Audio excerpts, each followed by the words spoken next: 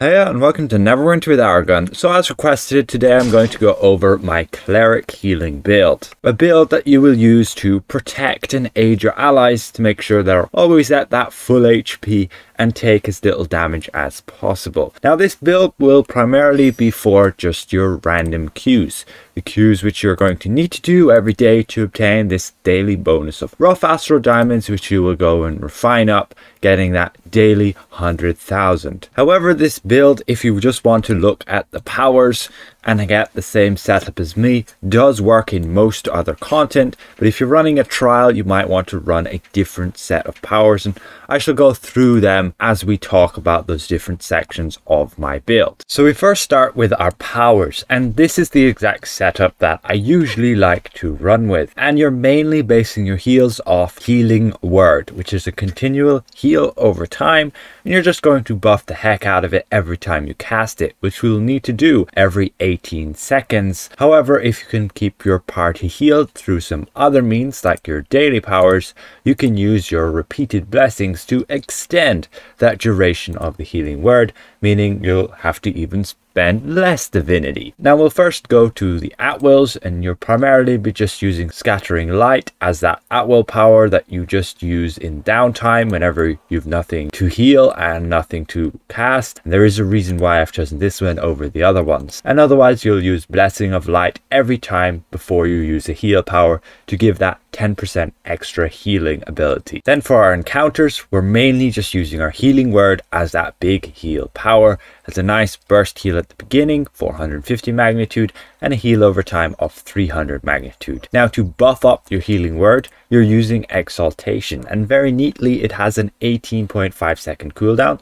So you'll cast this, then you'll cast your Healing Word, and when your Exaltation is off cooldown, you'll go back and you'll cast Healing Word again. And finally we use Intercession just to have that emergency heal button, which does 1800 magnitude, and you'll get that party member healed up pretty much to full fairly easily just there. Then with our daily powers, you're generally using Hollowed Ground if you're in a boss fight where allies aren't really going to move around a lot. However, Guardian Life can be that bit better just to have a continual heal when you use it in conjunction with the Persistent Guardian feat. Then for our features, we're just using this Hallowed Guide, giving us that extra 5% healing whenever your target's within 15 feet. And we're using Overflowing Spirit, basically giving us 25% outgoing healing whenever our divinity is full. That is a huge buff. You can see I'm on 83.7% outgoing healing, and I'm on a very budget build of only 40,000 item level. You can see we go cast like my Healing Word, that reduces our divinity, and you can see my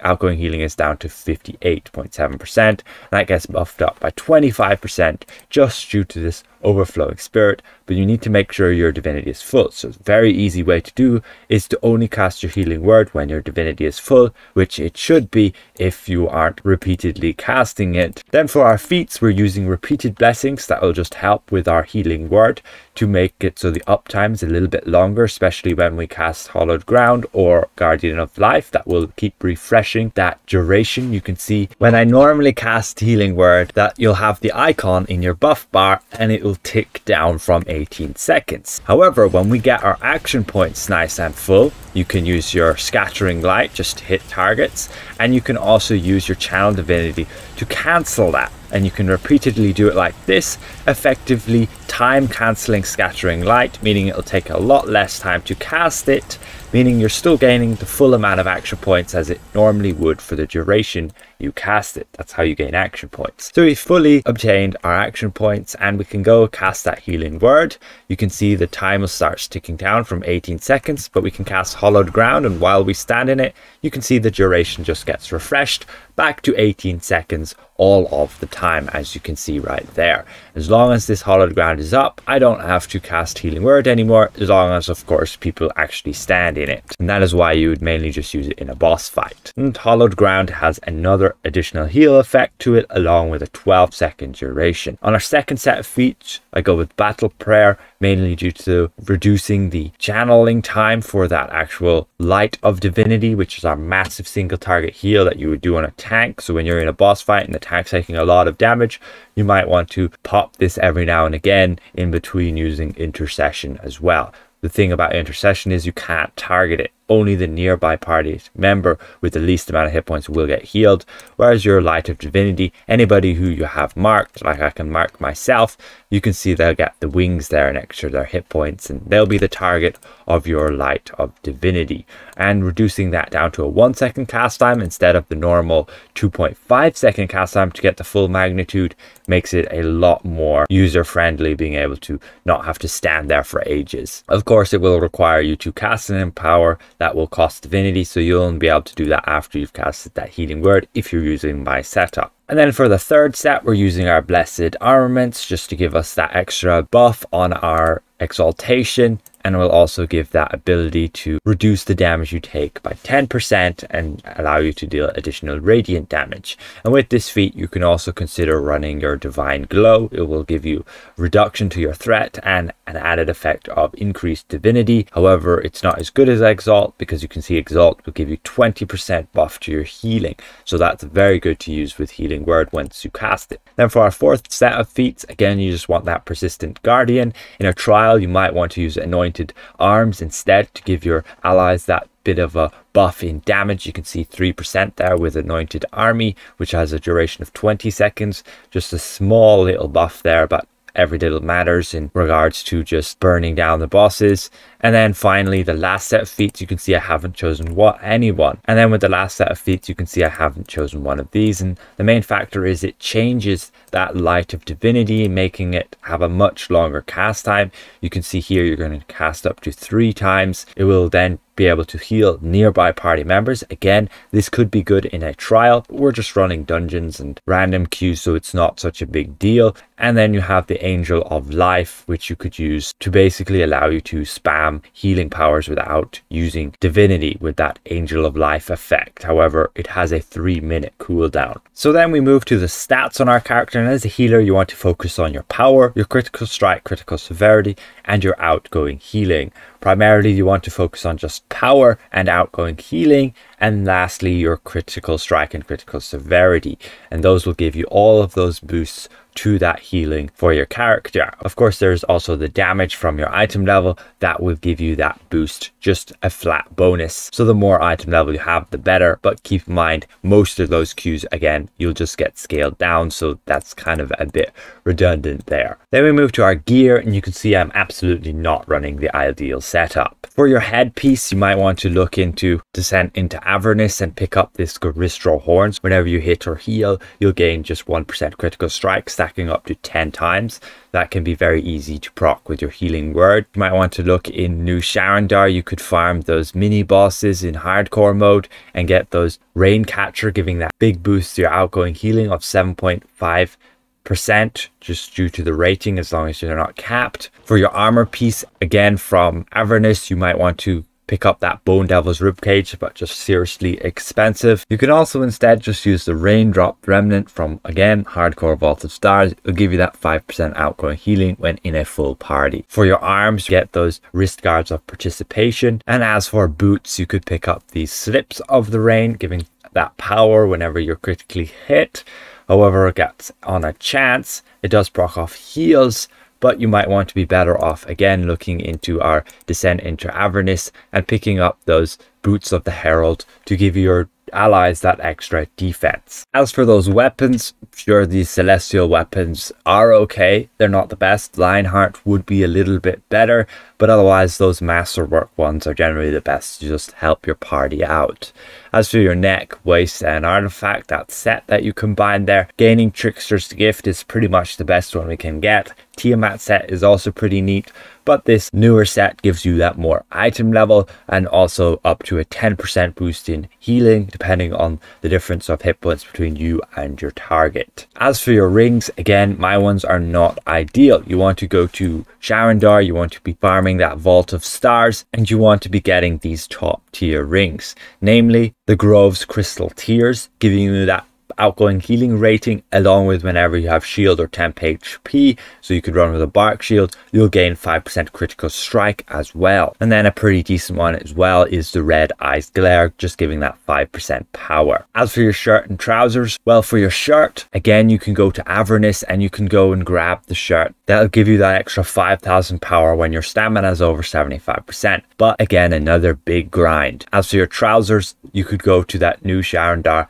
and you could get high item level shirts that you would get again from those mini bosses, as we can see in the accessories here. Those pants have that 1525 item level. As for your artifacts, if you don't have the story channel journal, the envenomed, you could run with instead the sigil of the cleric, just to give you that extra action points. As the cleric healer, spamming your daily powers can be really helpful, just to have either that hollowed ground some more or just the guardian of life, and that way you would run with the sigil of the cleric or the envenomed storyteller journal. But you might be required to run some other buff or debuff artifacts like the sigil of the paladin to give your party members a bit more survivability. You can see when they stand in it, they gain 15% more damage resistance, and this thing has an uptime of, I believe, about 15 seconds. Then you go to enchantments, and as a healer you generally want demonic enchantments in your offensive slots. For defensive, you just want like Radiance or Azures, or even your tacticals for the awareness. As for your utility, again, you just want Azures or those darks for the forte. As for your weapon modifications, you of course just want to have the Blessing of Light one there, giving it additional 5%. You can see I don't currently have it, but it would be ideal. It would just mean that instead of this giving 10%, it would give 15%. It's a pretty massive boost. As for your offhand, you just want either recharge speed to reduce the cooldown of exaltation. It will allow you to cast it a little bit more often and make sure you have it aligned with healing word. And otherwise there's those stats like action point gain is very good. And then for your stat here, you just take power or critical strike and try out the number as high as possible. As for what race you should choose, well, anything with offensive stats that the healer needs, and I've already gone over what ones you need. You need either power or critical strike or critical severity, or even outgoing healing. So the Dragonborn is viable, the human is also viable, the Aasimar is pretty decent. You can also go with the Wood Elf, the Sun Elf for some action point gain, and otherwise there is the Drow or the Merenzen, Baranzen Renegade with their Dark Fire or their Fairy Fire with that extra debuff ability on the targets. And of course there's the Metallic Ancestry Dragonborn, which is just a little bit better than the standard Dragonborn. As for your ability scores, well, I generally just go with Dexterity and Charisma. You could go, instead of Dexterity, Wisdom for that extra outgoing healing bonus, but it's very, very minimal. And especially since we can get a lot of outgoing healing just from that overflowing spirit with that extra 25% boost, along with multiple other areas to gain it as well. Then we go to companions, and as summoned, you ideally want the golden bullet to maximize that outgoing healing. Of course, you could run with some other buff or debuff companions like the Spine Devil, the Stalwart Lion, Bruner, Dritz, so on. Again, I've made videos in the past about those buffing and debuffing companions. As for your equipment, you just want to find gear that has that crit severity, critical strike, and unfortunately there's nothing with power or outgoing healing. As for your runestones, you just want ones again with that critical strike, critical severity, or that power. Again, nothing with outgoing healing. As for your equip slots here, your enhancement, you want like potency. Otherwise, there is ones that give benefits to crit severity and also critical strike. There is even the one that would give you the benefit to outgoing healing, which is your reinvigorate. We could take that and pretty much cap our outgoing healing, but there's no point in that because our outgoing healing is higher than our power, and you want those stats kind of balanced. So if one's lower than the other, try and make sure you run something that's going to buff up the other one. For example, using potency to get my power a little bit higher, and I can use watermelon sorbet to get that up another 5% or so.